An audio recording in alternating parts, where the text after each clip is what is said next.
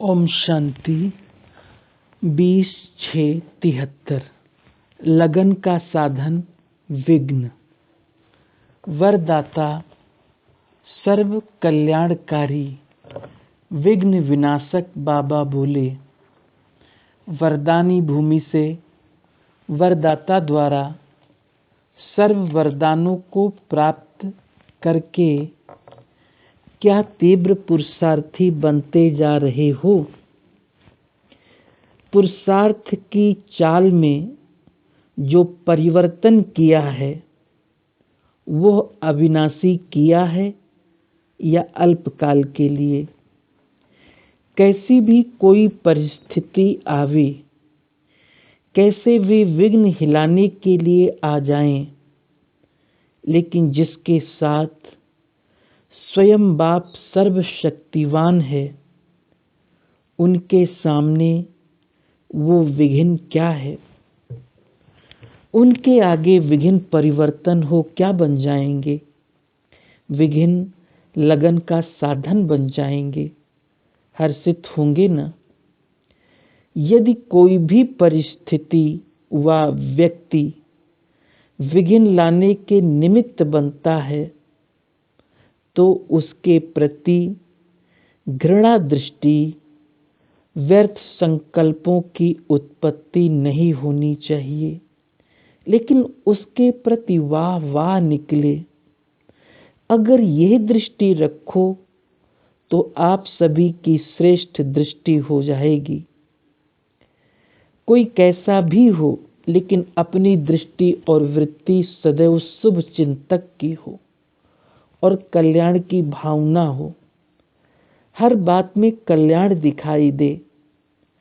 कल्याणकारी बाप की संतान कल्याणकारी होना।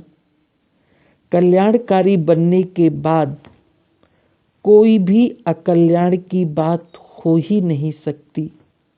ये निश्चय और स्मृति स्वरूप हो जाओ तो आप कभी डगमग नहीं हो सकेंगे। जैसे कोई हरा या लाल चश्मा पहनता है तो उसको सभी हरा अथवा लाल ही दिखाई पड़ता है। वैसे आप लोगों के तीसरे नेत्र पर कल्याणकारी का चश्मा पड़ा है। तीसरा नेत्र है ही कल्याणकारी, उसमें अकल्याण दिखाई पड़े ये हो ही नहीं सकता। जिसको अज्ञानी लोग अकल्याण समझते हैं, लेकिन आपका उस अकल्याण में ही कल्याण समाया हुआ है।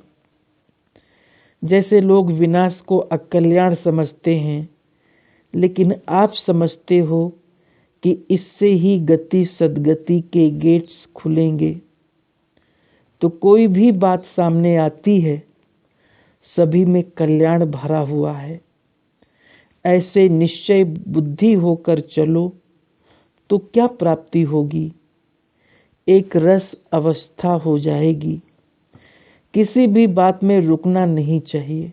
जो रुकते हैं वे कमजोर होते हैं। महावीर कभी नहीं रुकते। ऐसे नहीं विघ्न आए और रुक जाएं। इस मुरली का सार बाबा कहते, यदि कोई भी परिस्थिति या व्यक्ति विघ्न लाने के निमित्त बनता है तो उसके प्रति घृणा दृष्टि न हो। व्यर्थ संकल्पों की उत्पत्ति न होनी चाहिए, लेकिन उसके प्रति वाह वाह निकले, क्योंकि उसी विघ्न से तुम्हारी लगन बढ़ेगी। जैसे कोई हरा या लाल चश्मा पहनता है तो उसको सब कुछ वैसा ही दिखाई पड़ता है।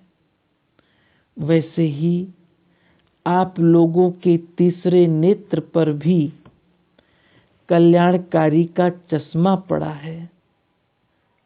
तीसरा नेत्र है ही कल्याणकारी, उसमें अकल्याण हो नहीं सकता। हर बात में तुम्हारा कल्याण ही है। अगर यह बात हरेक की बुद्धि में रहे तो सभी की एक रस अवस्था हो जाएगी। ओम शांति।